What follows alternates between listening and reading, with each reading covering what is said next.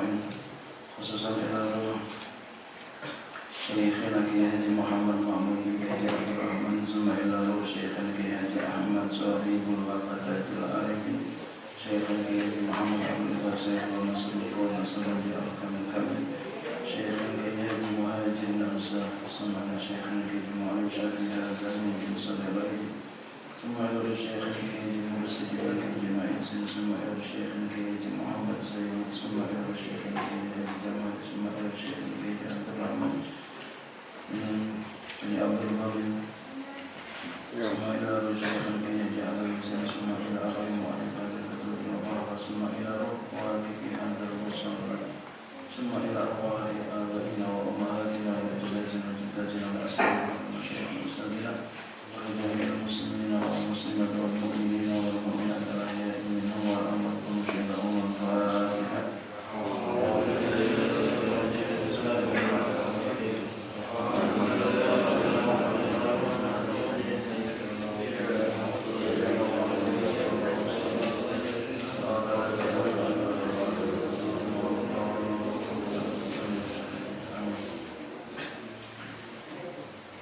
Bismillahirrahmanirrahim.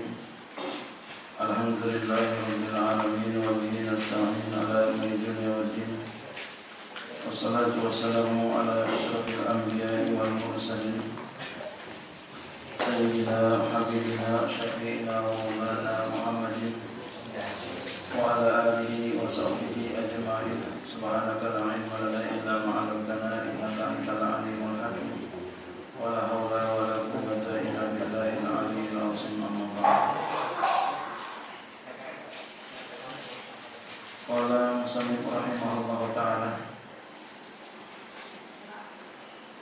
Kita lanjutin bacaan kita yang kemarin ya baru 2 kali. Nanti saya jelasin tentang ini. Bismillahirrahmanirrahim.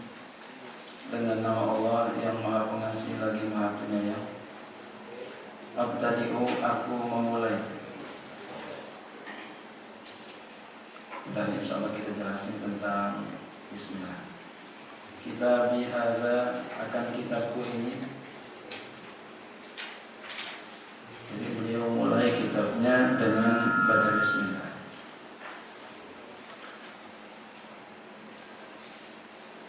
Wallahu ismun li dzatil wajibil wujudi. Dan Allah adalah nama bagi zat yang wajib adanya. Allah nama bagi zat yang wajib adanya. Jadi Allah itu nama. Jadi Tuhan kita namanya Allah, zat yang wajib adanya. Jadi Allah itu wajib adanya. Beda dengan kita. Kita ini makdum. Walaupun secara zahir kita kelihatan adanya. Adanya kita adalah adanya Allah. Karena Allah Maha ada, maka kita ada.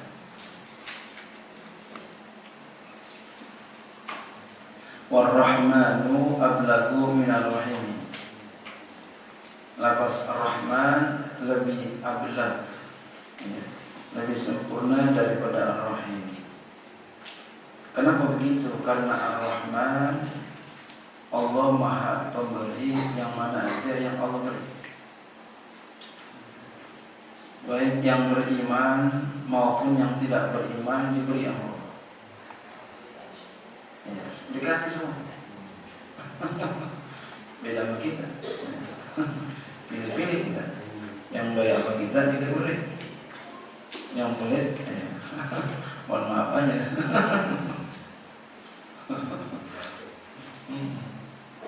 Yang baik apa kita beri. Ya. Apalagi yang cemberut aja lah, kita kasih lah. Nah, Ar-Rahim ya, jadi kalau ablag ini hanya Allah yang bisa. Ar-Rahim Allah Maha Penyayang. Ablag lebih ablag Ar-Rahim. Kenapa? Karena Ar-Rahim Allah Maha Penyayang, khusus untuk orang yang takwa nanti di akhirat, yang dimasukin ke surga yang beriman.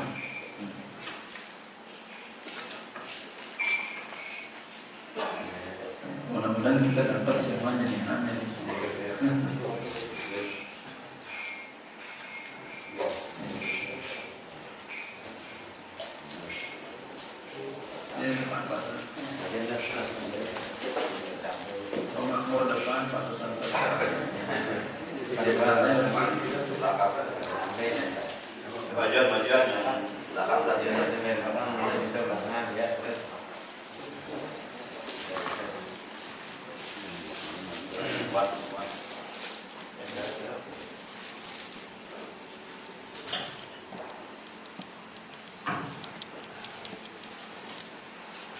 Itu sifat Ar-Rahman dan Ar-Rahim. Tapi boleh juga kita dicontohin. Ya, sekali-sekali orang yang cemburu sama kita banding.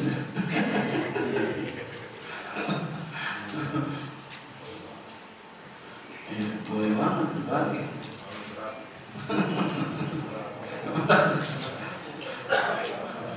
Ada saya punya sahabat baru pindah ke satu tempat. Tapi kepada saya punya tangga ini cemburu aja baru pindah. Gimana caranya? Gampang banget. Apa? Bagi makanan sebulan sekali aja bagi makanan. Terus besokannya udah sering dibagi. Gimana kalau kita alhamdulillah sekarang udah baik. Emang itu. Jadi ya saling beri akan timbul cinta. Yang tadinya kedap jadi cinta. Apalagi yang cinta sama kita, yang baik sama kita. Itu dakwahnya Nabi kayak gitu. Ya. Iya, mana tuh bang? Kontrak lagi.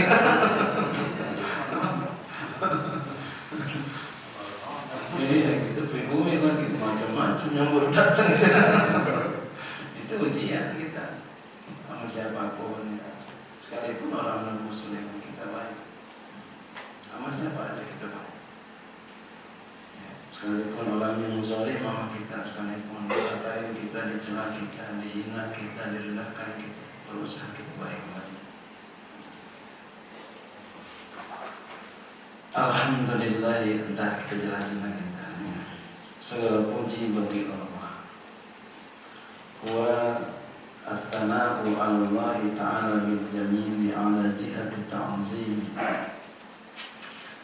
Pujian itu adalah as-sana', ya, hamd itu adalah as-sana', memuji Allah Ta'ala, atas Allah Ta'ala, kepada Allah Ta'ala bil jamil, dengan yang indah, ala jihati ta'zimi, atas jalan mengagungkan. Memuji ini namanya puji hadis kepada qadim. Kita ini hadis baru, puji Allah pantas. Yang luar biasa puji qadim kepada hadis. Wa innaka la'ala khuluqin 'azim. Allah puji Rasulullah sallallahu alaihi wasallam. Itu yang luar biasa. Masya Allah. Murid puji murid puji gurunya pantas. Wajar. Kalau guru sudah puji murid, subhanallah.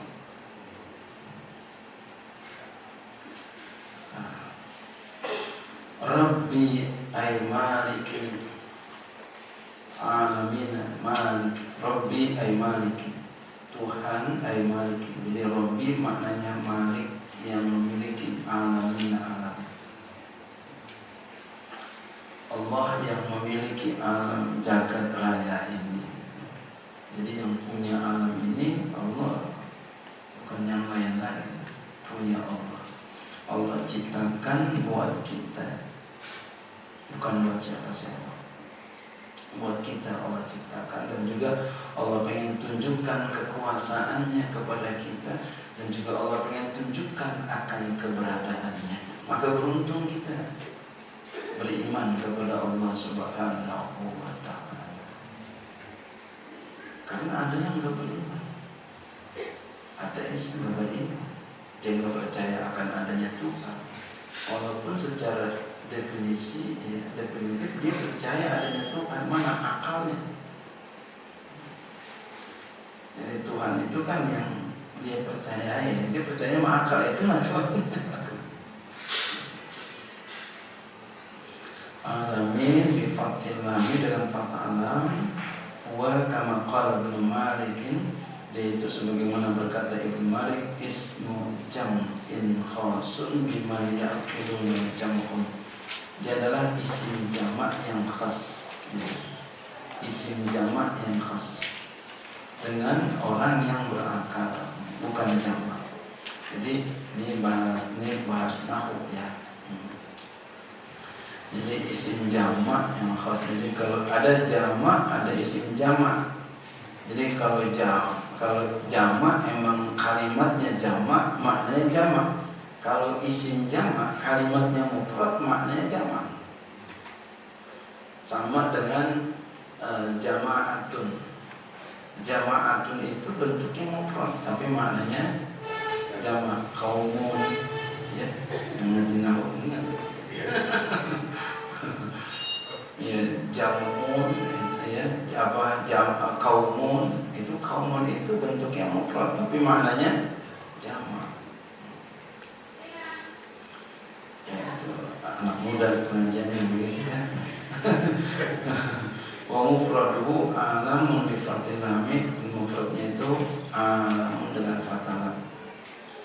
Li'annahu ismun amun liman siwallahi, karena bahwasanya itu isim yang umum bagi apa yang selain Allah. Jadi alamin adalah ma siwallah, sesuatu selain Allah,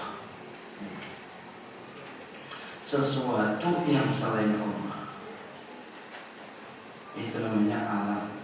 Sesuatu yang selain Allah adalah alam, diciptakan. Kalau kajian tauhid namanya baru, bahasa Melayu. Kalau bahasa sekarang baru itu adanya didahului dengan tidak ada. Semua ini alam adanya didahului dengan tidak ada. Sekalipun dia kekal, surga itu kekal ya, tapi dia adanya didahului dengan tidak ada. Artinya tadinya nggak ada, diciptakan oleh Allah jadi ada. Surga kan udah ada sekarang. Uiddat lil muttaqin, Al-Baqarah, telah disediakan untuk orang-orang yang bertakwa. Ya, khalidina fiha, ya, mereka kekal di dalamnya. Jadi surga itu kekal, tapi dia tetap namanya alam. Kenapa? Masih Allah, sesuatu selain Allah. Termasuk kita, apalagi kita. Ya. Wal jamu khasun bima yaqil, dan jamak itu khusus dengan yang orang yang berakal. Jadi ya, jamak itu khasnya maksudnya ini yang berakal. Alamin maksudnya yang berakal. Jadi kalau mufradnya itu yang tidak berakal, apa aja selain Allah. Nah, kalau jamaknya khusus untuk yang berakal, selain Allah tapi yang berakal. Ya, jadi memang alam itu sim alam. Sebagaimana pembahasan nahwu itu ada yang ya, yang berakal, ada yang tidak berakal. Wa sallallahu, dan semoga Allah memberikan sholawat. Wa sallama, dan semoga Allah memberikan salam ala sayyidina Muhammadin nabiyyi, Allahumma shalli wa sallim alaihi, kepada pemimpin kita Nabi Muhammad sallallahu alaihi wasallam. Wa bil hamzi, itu dengan hamzah, wa takilan, meninggalkan. Jadi boleh bacanya an-nabi, an-nabi itu hamzah, an-nabi, an-nabi. Jadi asal kata dari naba. Ya. Boleh juga nggak pakai hamzah, an-nabi, jadi pakai ya, an-nabi. Maknanya sama, memberitakan. Jadi Nabi itu memang memberitakan. insanun uhiya ilaihi bisyar'in ya'malu bihi wa illam yu'mar bitablighihi. Ya, nabi itu adalah insanun, seorang manusia. Uhiya ilaihi, yang diberikan wahyu kepadanya, bisyar'in, dengan syariat, dengan membawa syariat. Ya'malu bihi, yang dia beramal dengan syariat itu. Wa illam yu'mar bitablighihi, sekalipun tidak diperintahkan dengan menyampaikannya. Fa in umira bitablighihi fa nabiyyun wa rasulun, maka jika diperintahkan dengan menyampaikannya, fa nabiyyun, maka itu adalah seorang nabi, wa rasulun, dan rasul. Jadi aidan pula, menurut pembahasan ini, ya, nabi itu seorang manusia yang diberikan wahyu dengan membawa syariat, ya. Dia beramal dengan apa yang dia bawa, sekalipun tidak diperintahkan menyampaikannya. Ya. Wa in lam yu'mar bitablighi. Jadi kalau begitu nabi, ya, tidak diperintahkan untuk menyampaikannya. Nabi, kalau menurut definisi di sini, kalau dia diperintahkan untuk menyampaikannya, dia nabi juga, dia rasul juga. Ya, ini pelajaran kita dulu, Pak Haji. Pelajaran kita dulu. Tapi definisi ini oleh mazhab kita sendiri, di dalam mazhab kita sendiri ini banyak ada kritikan, ada pendapat yang lain. Tapi ini sudah menjadi baku di kalangan kita. Tapi ini adalah definisi yang diberikan oleh ulama, bukan nabi.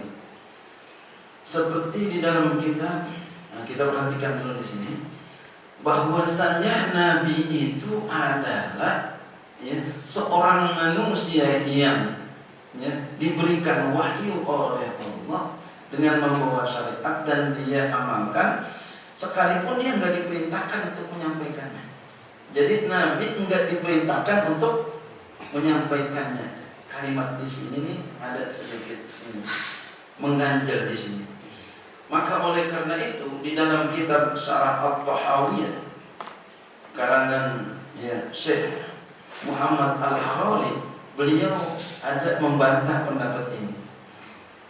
Begitu pula dalam Syarah Bukhari, ya, Irsarus Sari, Syarah Bukhari. Ini kalau yang cetakan lama itu halaman 11. Jadi di sini ada sedikit kritikan. Kalau nabi, ya, dikatakan di sini tidak diperintahkan, itu nabi. Kalau kita diperintahkan enggak? Kita ini diperintah untuk menyampaikan enggak? Perintahin balighu anni walau ayat. Balighu anni walau ayat. Sampaikan dariku walaupun satu ayat. Kita. Nah, kalau kita aja diperintahkan untuk menyampaikannya, bagaimana nabi?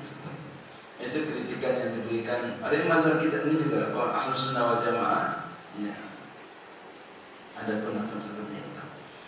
Tapi kalau ini udah baku seperti ini jangan dilupakan seperti ini, yang udah biarin gitu. Nah, kita sekadar tahu bahwa ada pendapat itu di kalangan mazhab kita sendiri, kalangan Ahlus Sunnah wal Jamaah. Ya. Karena ini adalah definisi yang diberikan oleh para ulama. Jadi ketika diberikan oleh ulama, maka itu mengundang perbedaan pendapat. Wal maknanya yunsi'us salata wassalamu alaihi, maknanya itu menimbulkan sholawat dan salam kepadanya, memberikan sholawat, menimbulkan sholawat dan salam kepadanya. Wa Muhammadun alamun manqul min ismi maf'ulil mudha'afil aini, dan Muhammad itu adalah alam manqul. Ya, nanti ada pembahasan alam murtaja, cuma saya nggak banyak kesana ya. Itu kajian nahu, pusing katanya. Ya, Jadi Muhammad itu alamun mankulun, alam yang nama yang diambil, mankul dikutip min ismi maf'ulil mudha'afil ain, daripada isim maf'ul yang mudha'af ainnya, yaitu hamada yuhammidu tahmidan, tahmidatan, tahmadan, tahmahdan, ya, wa muhammadan fahuwa muhammidun wa dzaka muhammadun, isim maf'ul. Isim maf'ul. Ini barusan banget habis ngaji sama guru, pembahasannya sama juga. Saya habis ngaji Pak sama guru saya nih ya, yang saya dari masih kecil yang ngaji sama beliau. Saya nggak pernah tinggalin. Ya, karena saya kalau sama guru ya, saya jaga banget ya. Karena yang paling utama kalau guru berkahnya, yang saya cari berkahnya. Maka di RCTI saya disuruh ngajar di masjidnya malam Selasa. Habis maghrib saya jawab, mohon maaf enggak bisa saya ngaji sama guru saya. Beliau datang jauh-jauh, kemudian saya ngada yang dekat rumahnya. Gimana rasanya?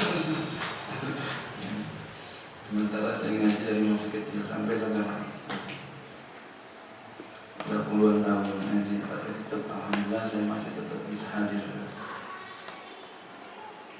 Walaupun kitabnya udah berkali-kali ulang, udah bolak-balik kitabnya. Udah kali-kali hatam. Kitab sejarah lain udah hatam, baik lagi hatam baik lagi. Begitu aja. Dan kita cari berkahnya untuk. Nah, wa Muhammadun alamun mankulun, Muhammad itu nama yang dikutip min ismi maf'ul mudha'afil aini, dari isim maf'ul yang mudha'af ainnya. Jadi nama Nabi kita itu diambil dari isim maf'ul ya, Muhammadun, maka Muhammadun artinya yang dipuji. Jadi ini siapa yang menamakan? Sisi pendapat. Ada pendapat yang mengatakan yang paling kuat yaitu kakeknya Rasulullah SAW menamakan Muhammad dengan tujuan supaya dipuji oleh penduduk langit dan bumi. Alhamdulillah Allah tetapkan itu terjadi, beliau dipuji di langit dan di bumi. Terbukti Allah puji dia, puji beliau. Wa innaka la'ala khuluqin azim. Masya Allah. Gimana rasanya dipuji sama Allah ya? Gimana rasanya?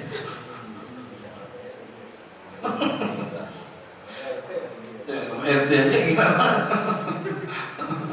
RT aja gimana? Emang baru gue paling aja nih katanya. Wan nabiyyu badalun minhu, dan nabi itu badal darinya. Awat di sini yang dimaksud keluarga Nabi, pendapat pertama yang mengatakan bahwasannya adalah ya, min Bani Hashim wa Bani Muthalib, kerabat Nabi daripada Bani Hashim dan Bani Muthalib. Mungkin kita bertanya, kok cuma dua? Apakah ada yang lainnya lagi?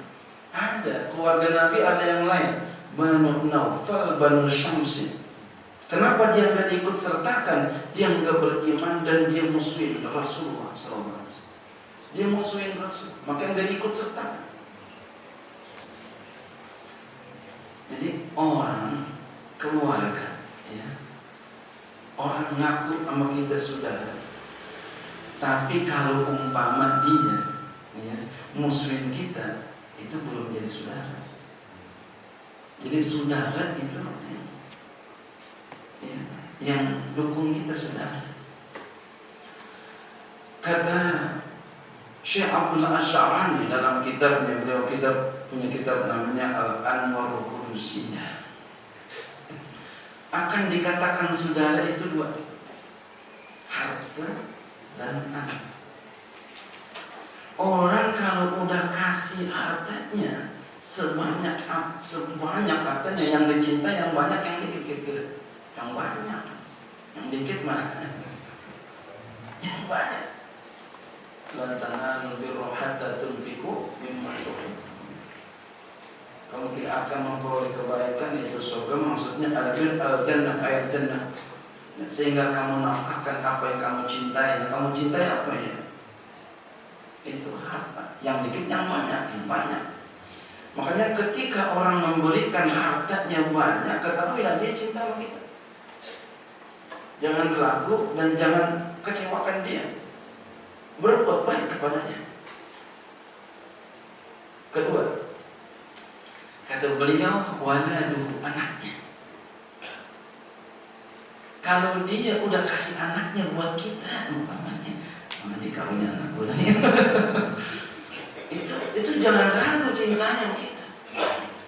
Kiai belum kawin anak kita. Jangan ragu.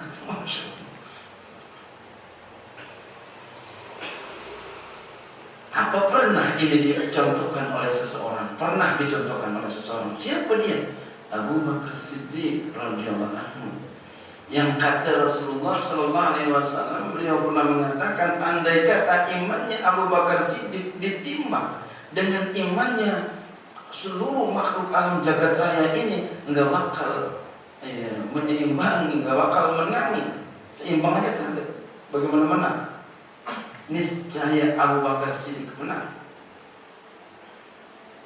La arjah. Subhanallah. Pertama, Abu Bakar Siddiq, Umar bin Khattab, diceritakan dalam kitab Irsyadul Ibad ila Sabilir Rasyad. Pernah beliau, Umar bin Khattab, beliau sedekah sama Rasulullah sallallahu alaihi wasallam. Rasul gurunya guru. Semua permasalahan ketika itu tanya kepada beliau. Umar bin Khattab sedekah sama Rasul ketika itu butuh sangat untuk perjuangan Islam. Akhirnya Umar bin Khattab berikan hartanya. Beliau berikan sedekah setengah. Setengahnya kalau umpama punya duit 100 juta dikasih 50 juta, banyak begitu. Banyak banget. Kita rada-rada ngeri ya.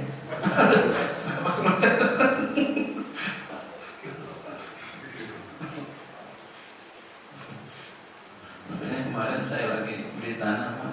Masya Allah, lagi beli tanah corona 2 miliar 100 juta. Bayangin.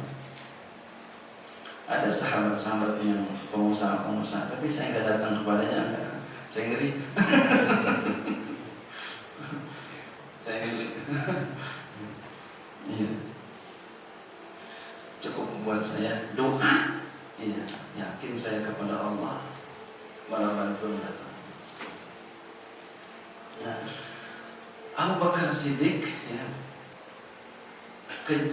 terjadi peristiwa ini kepada Umar bin Khattab. Umar bin Khattab, beliau sedekah setengah hartanya kepada Rasulullah SAW di saat beliau membutuhkan bantuan. Beliau serahkan hartanya setengah, kemudian beliau nunggu Abu Bakar Siddiq kira-kira beliau berapa duitnya, bahasa kita. Berapa duit ditungguin. Kalau datang Abu Bakar Siddiq datang kasih duit. Kaget Umar bin Khattab. Duitnya, hartanya semuanya dikasih. Kaget Umar. Jangan Umar, Abu Bakar, Nabi SAW pun kaget Nabi. Sampai-sampai Nabi mengatakan, ya Abu Bakar, kalau ini kamu kasihkan haitsu maqala.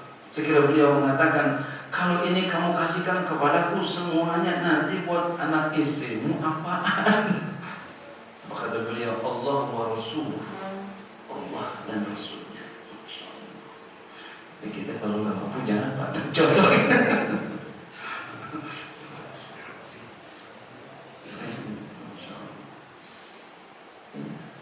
Sebegitu.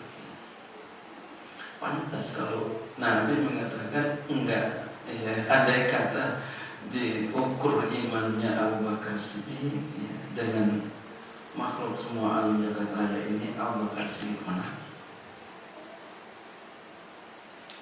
Itu dua. Ya.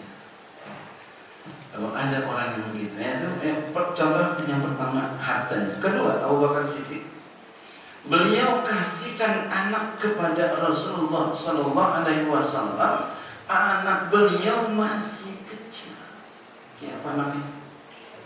Siti Aisyah Sayyidatuna Aisyah radhiyallahu anha. Berapa tahun umurnya ketika itu?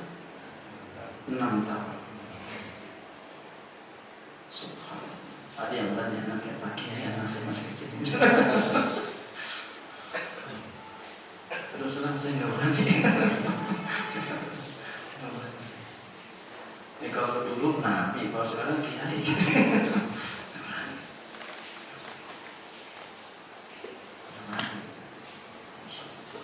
Abu Bakar Siddiq tawarin anaknya. Umur 9 tahun baru diajak ke dalam rumahnya. Subhanallah. Ini juga. Jadi kalau ada orang yang kayak begini, yakinlah beliau cinta sama kita. Jangan pernah. Dan jangan buat kecewa. Jangan buat kecewa. Tapi semuanya karena Allah gitu ya. Karena Allah. Dan karena Allah. Ya. Wakila wakhtarahu Nawawi innahum kullu muslimin. Dan dikatakan Imam Nawawi memilih pendapat. Dia pendapat itu sesungguhnya mereka kullu muslimin, setiap orang muslim. Jadi Imam Nawawi beliau memilih pendapat bukan ya yang namanya keluarga itu adalah ya Bani Hasyim Bani Muthalib. Kata beliau kullu muslimin, setiap orang muslim. Setiap orang muslim adalah keluarga. Adalah keluarga. Ada yang tafsir lagi, ini adalah fi maqamid doa, pada maqam doa. Ada yang mengatakan lagi walau asina, sekalipun maksiat. Kenapa? Karena orang yang maksiat lebih pantas untuk dapat doa. Mana maqam doa? Nih kita lagi kan doanya. Wa ala alihi, dan semoga dia kepada keluarganya. Ini tapi di sini katakan atau hirin yang mau ini ke Bani Hasyim Bani Muthalib. Ini kalau nggak ada atau hirinnya wa ala alihi, itu keluarga secara umum. Ini kan doa, namanya lagi doa. Siapa aja? Kullu ya, kullu muslimin, setiap orang muslim. Yaitu pada maqam doa, maksudnya ketika lagi kita berdoa. Kalau untuk maqam zakat artinya ketika lagi membicarakan zakat, di situ ada lagi pembicaraan zakat, ada keluarga Nabi yang enggak boleh menerima zakat. Siapa dia? Bani Hasyim Bani Muthalib, sekarang para habaib. Sekarang para habaib. Para habaib itu adalah keturunannya Rasulullah sallallahu alaihi wasallam.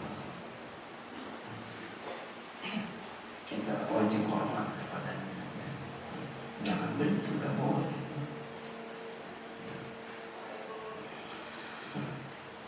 Wa la'alla qawlahu, mudah-mudahan perkataan at-tahirina mumtazahun itu diambil min qauli ta'ala, dari firman Allah, dari firman Allah Ta'ala, yutahhirakum tathhira, dan ia mensucikan, dan ia dapat mensucikan kamu dengan sebenar-benar pensucian. Nah, tapi sendiri dulu.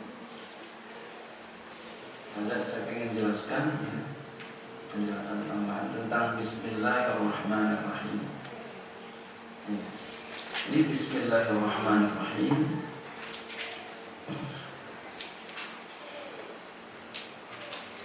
Apakah Bismillahirrahmanirrahim itu ayat tentang Fatihah atau bukan? Termasuk ayat Fatihah atau bukan?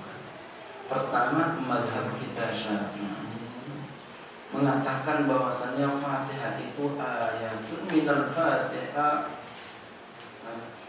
wa ayatun minas suwaril Quran. Dia adalah termasuk ayat daripada surah Al-Fatihah dan juga ayat daripada surah-surah yang lainnya.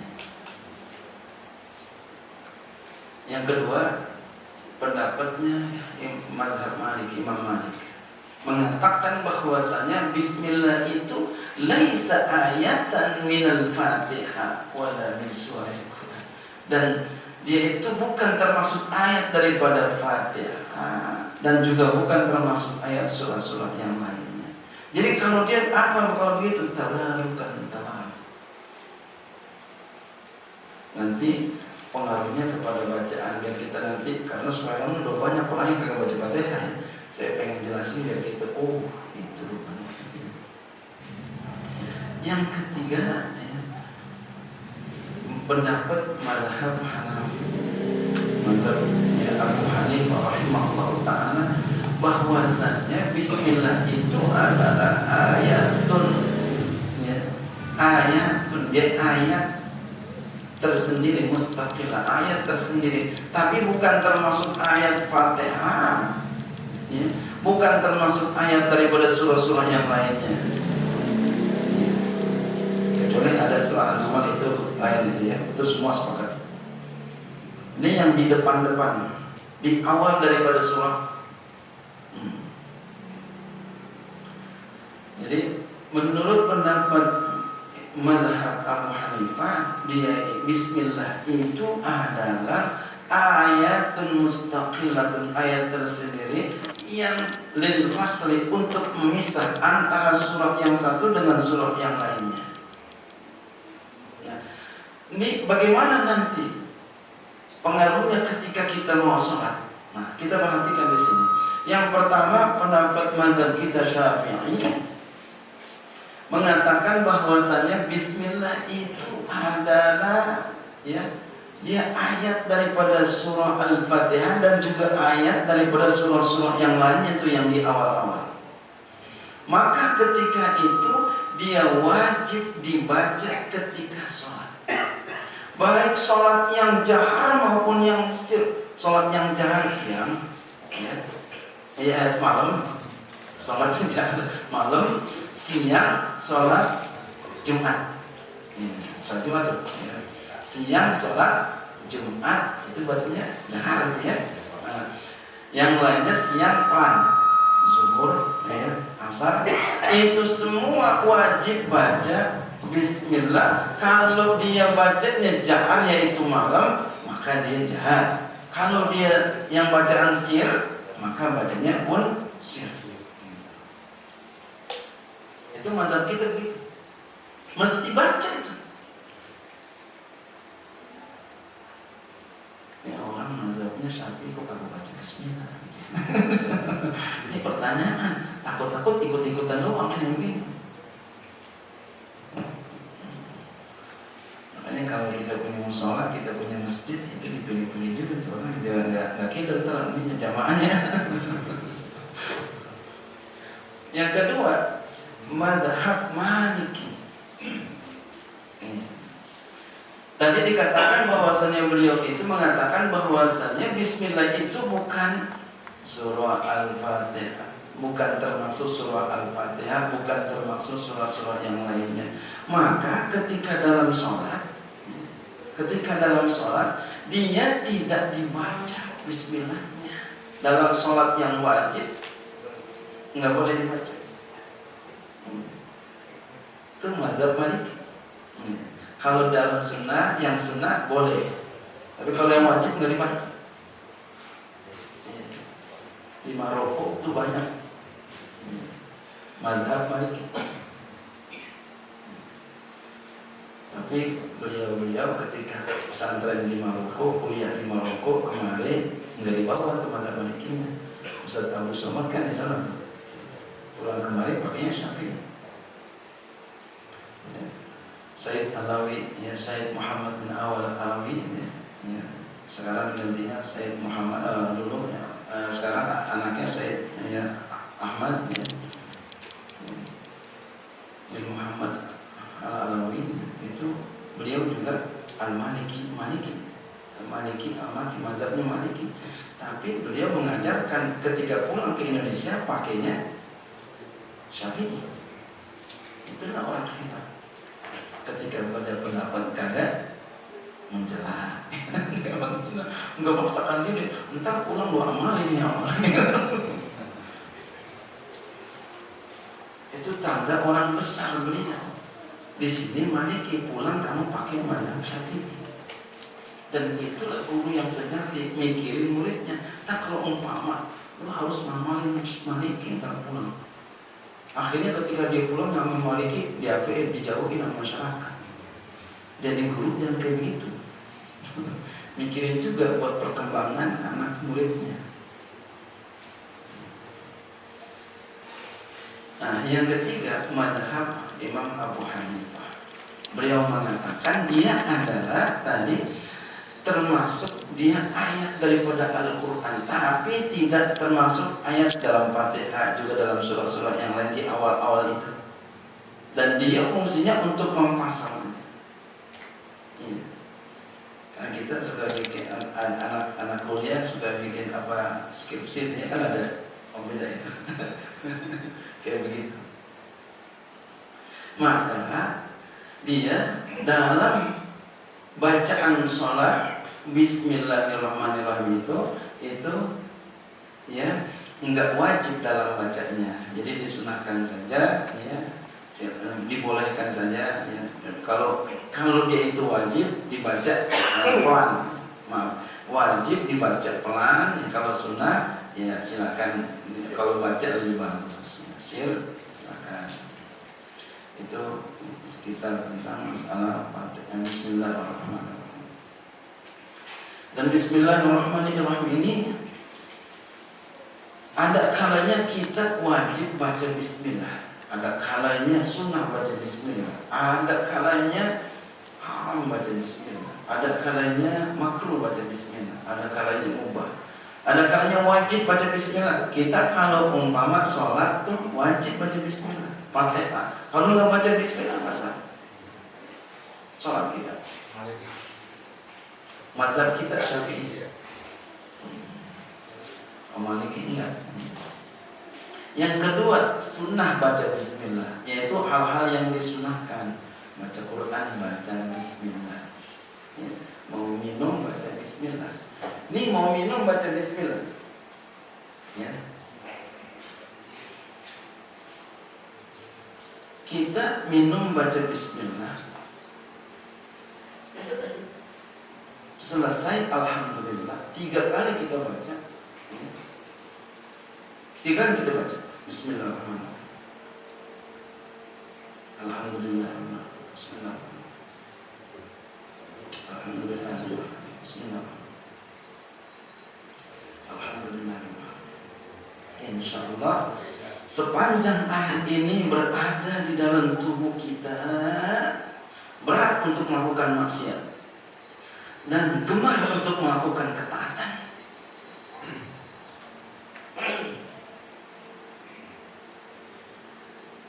Kan sabaran mah udah.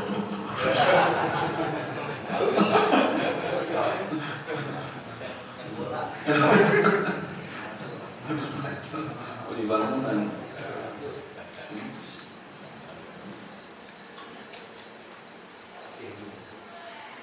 Kita lakukan itu setiap kali. Jadi tetap semangat, bayarnya semangat, puasanya semangat, mau maksiat ogahannya ngeri, maksiat ngeri kalau nggak mau, takutnya sama Allah bukan sama yang lain. Jadi takutnya karena Allah bukan karena yang lain. Itu ya sunnah. Baca Bismillah haram, yaitu sesuatu yang zatnya emang haram. Apa minum aku baca Bismillah, Bismillah. Itu udah penghinaan, istihzaan. Tapi insya Allah orang nggak mau baca itu, dilupakan. Nggak mau.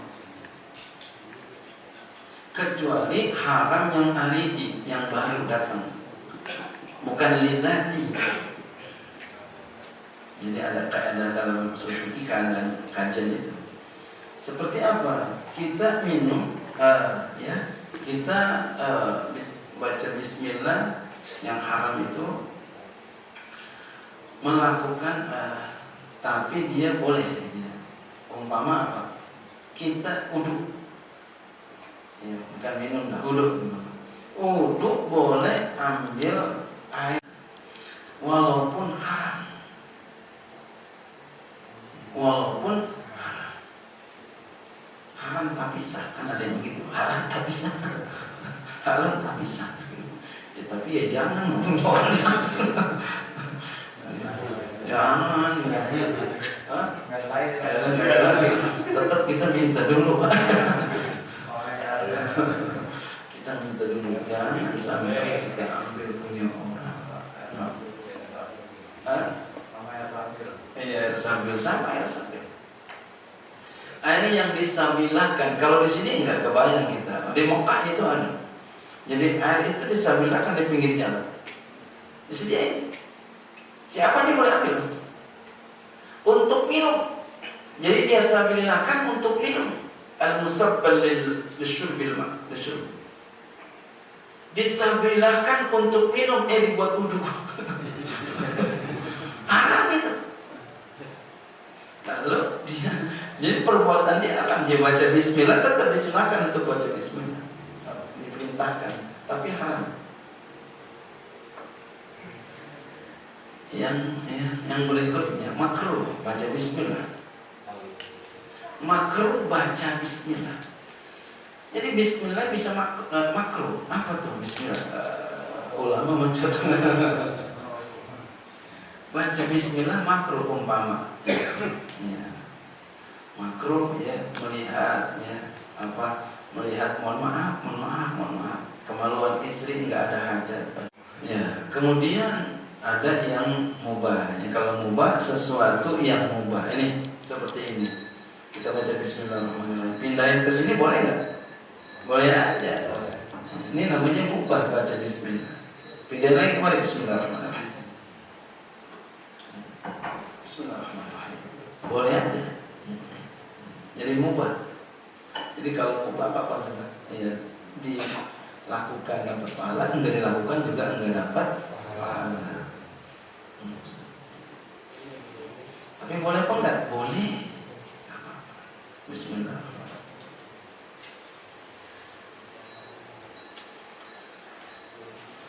Kemudian bismillahirrahmanirrahim. Ini bismillahirrahmanirrahim sangat hebat. Kalau dikaji 5 malam kagak muat. Enggak cukup ini. Masya Allah. Bismillahirrahmanirrahim dalam Al-Quran itu ya, tersimpan di dalam surah Al-Fatihah. Dalam Al-Fatihah tersimpan dalam Bismillah. Dalam Bismillah itu tersimpan di babnya. Itu bab ada maknanya. Bab itu ada maknanya. Bismillahirrahmanirrahim. Subhanallah. Kata para ulama tasawuf. Bismillah. Bab itu ada maknanya. Jadi maknanya al-isyari. Maknanya secara isyari. Ini maknanya secara isyari. Ini namanya dalam tafsirnya namanya tafsir isyari. Tafsir itu terbagi menjadi 3. Ini kajian yang di zaman salafus saleh. Kalau sekarang ada macam-macam lagi tafsir, ada tafsir tahlili, tafsir maudhu'i. Saya pakai yang itu aja. Kemarin pun saya nulis kita ulumul Quran itu 3 ya, tafsir. Yang pertama tafsirnya tafsir dirayah, tafsir riwayah, ada tafsir ya isyari. Yang pertama tafsir riwayah. Tafsir riwayah itu maksudnya itu tafsir tafsir an-naql, tafsir bil riwayah, tafsir bil maksud. Maksudnya apa tuh? Nukil dari Al-Quran, nukil dari Al-Hadis, nukil dari kaul sahabat, nukil daripada kaul tabi'in. Ya sedikitnya ya, ini masih mukadimah, saya kaji sedikitnya. Ya, tafsir bil riwayah. Ya. Tafsir bil riwayah atau juga disebut dengan tafsir bil ma'qul atau bil naql ya, atau juga tafsir bil maksud, yaitu penafsiran Al-Quran dengan Al-Quran, penafsiran ayat Al-Quran dengan hadis sahih, penafsiran Al-Quran dengan qaul sahabat yang menafsirkan, penafsiran dengan tabi'in, pendapat ulama, penafsiran dari Al-Quran dengan Al-Quran, hadis dengan hadis sahih dengan Al-Quran, kemudian qaul sahabat yang menafsirkan Al-Quran, ini sepakat ulama diterima tafsirnya. Nah, kalau tabi'in itu generasi setelah sahabat. Tabi'in itu generasi setelah sahabat. Jadi orang akan dikatakan sahabat bila mana dia ketemu sama Rasulullah SAW dan beriman sekalipun sebentar, sekalipun buta. Itu Nabi dia aku beriman sebentar doang, termasuk sahabat. Kalau kita kan enggak. Itu siapa tuh? Sahabat itu bukan, kenal doang. Kenal doang. Nah, ini sahabat begini. Kemudian ada tabi'in. Kalau tabi'in itu orang yang kenal sama, orang yang bersahabat dengan sahabat dan lama sahabatnya. Sahabatnya lama. Seperti kita bersahabat lama, bertemu lama, berkenalan lama, berduduk lama. Sahabat itu siapa? Sahabat. Kalau itu kenal aja. Itu jadilah dia tabi'in. Di bawahnya lagi tabi'in. Tabi'in orang ketemu dengan tabi'in. Itu namanya penafsiran tafsir bil maksud atau tafsir bil riwayah. Nah, ini para ulama menerima itu tafsir, dan bahkan ini tafsir yang paling mulia, tafsir bil maksud. Kalau dia itu tafsir Al-Quran dengan Al-Quran, Al-Quran dengan hadisnya sahih. Ya. Kemudian Al-Quran ditafsirkan oleh perkataan sahabat. Ya. Nah, yang kedua tafsir dengan perkataan tabi'in, ini ada beda pendapat ulama. Kemudian tafsir yang kedua adalah tafsir bir riwayah yang disebut dengan tafsir bir ra'yi. Nah, tafsir bir ra'yi, nanti kita masuk di sini. Tafsir bir ra'yi dengan pendapat. Ini yang dikatakan oleh Rasul, siapa yang bicara tentang Al-Quran dengan akalnya, falyatabawwa maq'adahu minan nar. Ini maksudnya bagaimana nih? Makanya nanti tafsir bil ra'yi terbagi dua. Ada yang mahmud, ada yang mazmum. Ada yang terpuji, ada yang tercela. Yang terpuji ketika dia menafsirkan bil ilmi, dengan ilmu. Makanya nanti ada syarat-syarat itu. Ada 14 pan itu macam-macam kalau ya. Itu saya tulis dalam kitab saya itu. Macam-macam ilmu. Ya, kita harus ngerti. Yang namanya penafsir harus bisa ya. Balabot harus ngerti ya. Ilmu ma'ani, ilmu badi, ilmu nahwu, sorof, ngerti itu. Fikih, usul fikih, kita harus ngerti itu. Nggak boleh beda. Dari sekian beda, apa benar semua? Secara objektifnya pasti ada yang salah, gitu ya. Tapi di dalam agama, kalau seorang sudah ahli ijtihad, salahnya benar, gitu ya.